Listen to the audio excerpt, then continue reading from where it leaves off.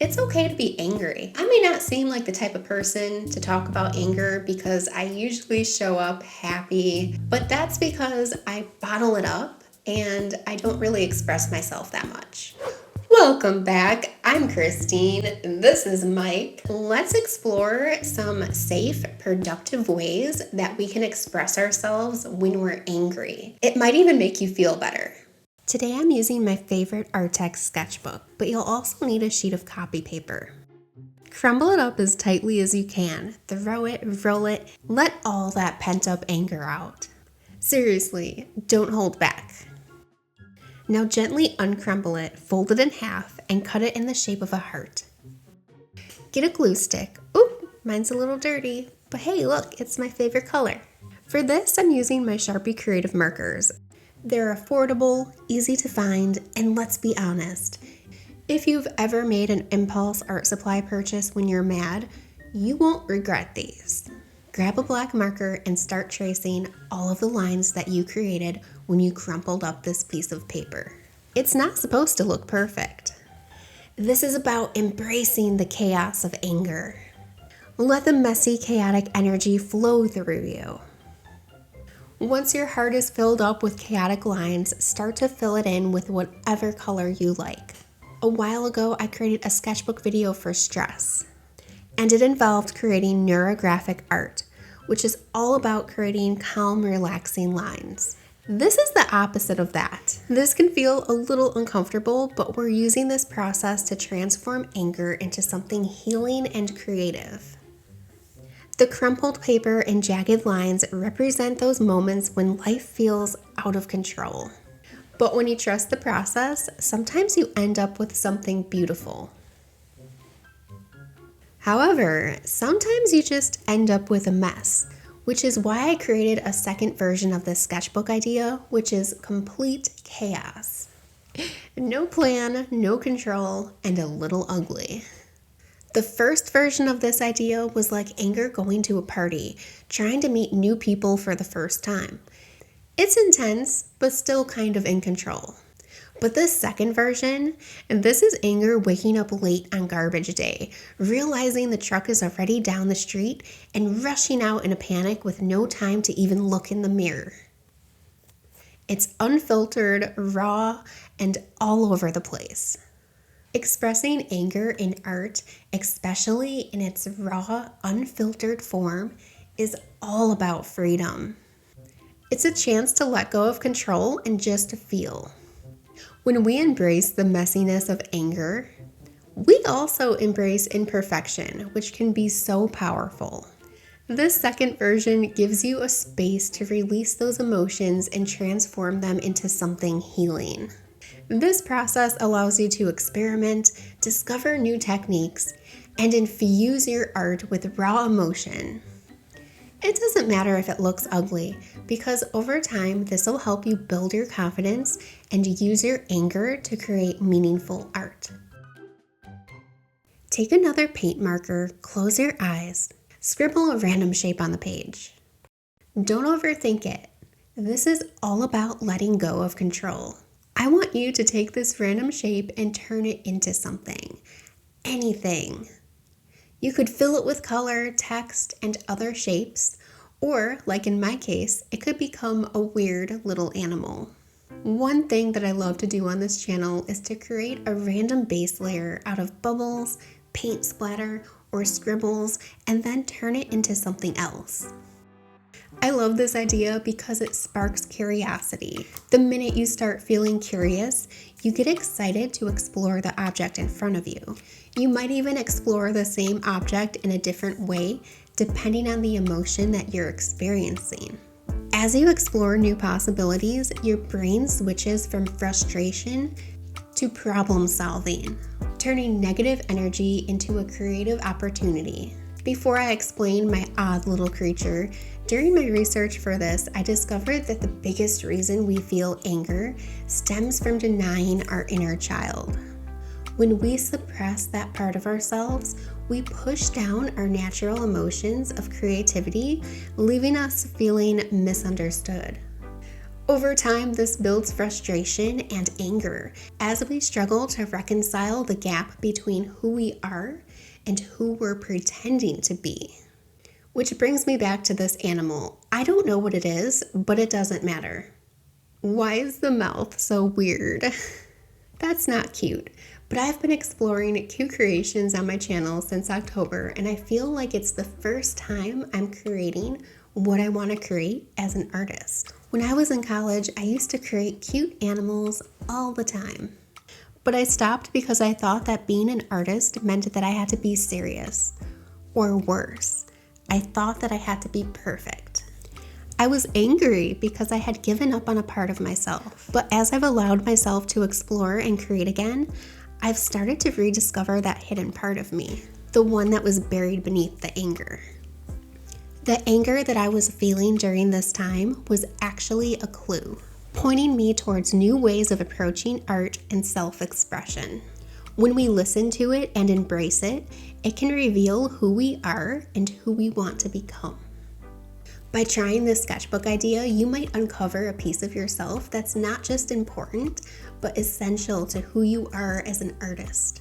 Oh, and let's just ignore this creature's mouth. It is still weird. Oof, that was deep. Let's pull back a little bit and create some fun, angry characters to lighten the mood again. Since this is an art channel, I decided to draw angry art supplies, but you can draw whatever objects you like. It's not always easy to express anger in our daily lives, but when it comes to creating a character, we can infuse them with all of the little tics and annoyances that might make us angry on a daily basis. So let's talk about some of these characters. The pencil is angry because it keeps breaking, making it smaller and smaller, but really it's afraid of becoming obsolete and too small to create anything meaningful. The scissors are angry because they're always the last tool to be picked up. They're used for messy, rushed projects. They get frustrated being used for everything except carefully planned, precise work. The paint palette is angry because it's constantly covered in paint. It's frustrated when artists don't clean it and constantly mix too many colors, creating a chaotic mess. Instead of using it to create beautiful color combinations, it knows it could create. This little canvas is angry because it's often left blank for too long. It's neglected until inspiration strikes. It's frustrated when artists start a piece but then abandon it halfway through, or worse, when it's used as a test surface for quick, unfinished ideas. This specific tube of paint is angry because it's always overlooked in favor of much brighter colors. It feels underappreciated and neglected because it never gets a chance to be the focal point of an art piece. Last but not least, the paintbrush. The paintbrush is angry because it's used too much and never taken care of. It gets frustrated when it's not cleaned properly and covered in dried paint. These characters let us laugh at everyday frustrations of being an artist. I think these little angry guys are so cute that I might turn them into stickers. And I'm curious, what type of angry art supply would you draw? If you're having as much fun as I am expressing your anger through these sketchbook ideas, go ahead and give this video a like. I've created some of my best work when I'm angry, which is why the last two ideas of this video focus on just immersing myself in the feeling and creating something that is full of expression. For this idea, I wanted to try scribbling, but I didn't feel like using crayons. Instead, I'm using my brand new Caran d'Ache pastels, which I ordered from Amazon. I believe it's French, so there's a 99% chance that I just pronounced that wrong. But let's just go with it. For this piece, I want you to create something that captures what anger feels like.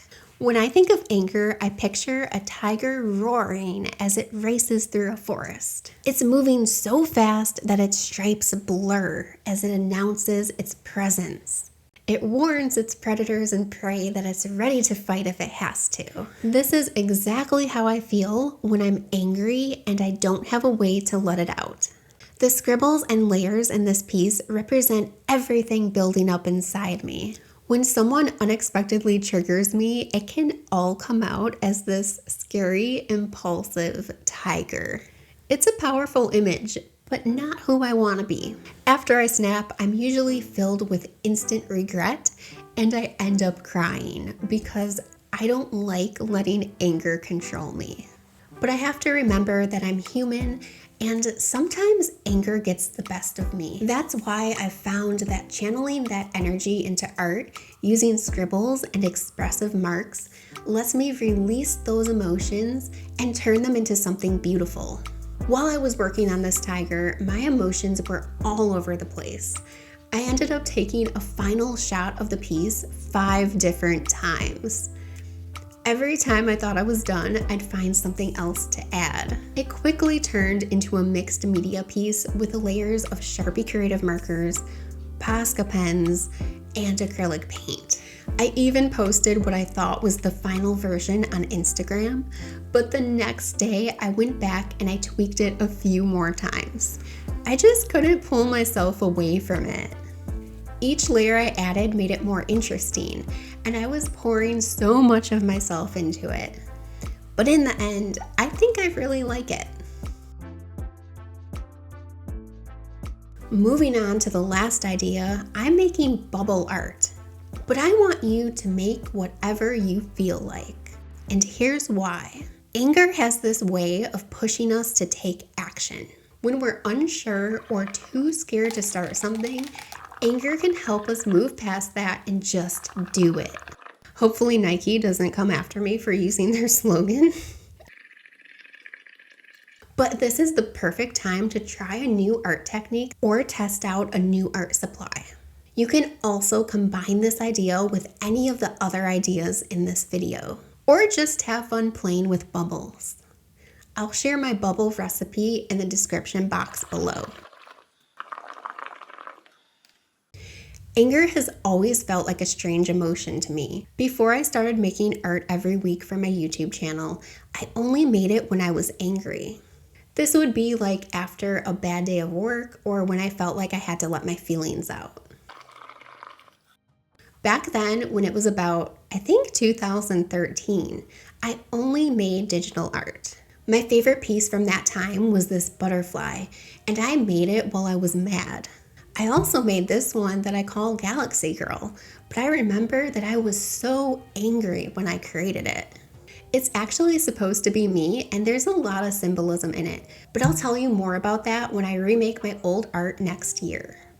You can show anger with sharp, jagged lines like in the first 2 ideas in this video, but you can also mix those sharp lines with smooth, soft strokes to show a balance between calm and chaos. And that's exactly what I tried to do in my piece. I made a character who's connected to a tree, and the tree is a symbol for anger. It's not something that we can just pull out or ignore. It's rooted in us. It's a part of who we are. This piece reminds me that anger isn't just something to fight against. It's something that we can grow from. Like the woman rooted into the tree, we can take what feels heavy and unmovable and use it to ground ourselves, to create, and to find balance. Anger doesn't have to control us. It can become a source of strength and inspiration. So whatever you're trying to create, let it reflect both the struggle that you're facing and the peace that you're trying to find within yourself. That's where the real beauty is hidden. If at any point during this video you realize that you're not just angry and that you're actually stressed out, you're going to want to check out this video next, and we'll see you there.